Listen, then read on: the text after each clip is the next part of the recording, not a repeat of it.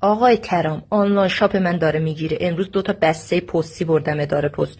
میدونم یهودی، ولی دیگه قرآن که قبول داره، اماما رو که قبول داره، به خاطر من آنلاین شاپم هم که شده. زنگ نکن، دو هم دست بدید کدورت ها رو بذارید کنار. اما اگه زنگ کنه نتا قطع بشه، موشک میبندم میام اسرائیل، تک تک این وسیله ها رو میکنم تو چشت. آقای کرام، آنلاین شاپ من داره میگیره. امروز 2 تا بسته پستی بردم اداره پست. میدونم یهودی. آقای کرام، آنلاین شاپ من داره میگیره. امروز 2 تا بسته پستی بردم اداره پست.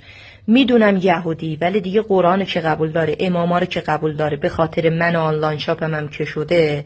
زنگ نکن، دو هم دست بدید کدورت ها رو بذارید کنار. اما اگه زنگ کنه نتا قطع بشه، موشک میبندم میام اسرائیل، تک تک این وسیله ها رو میکنم تو چشت.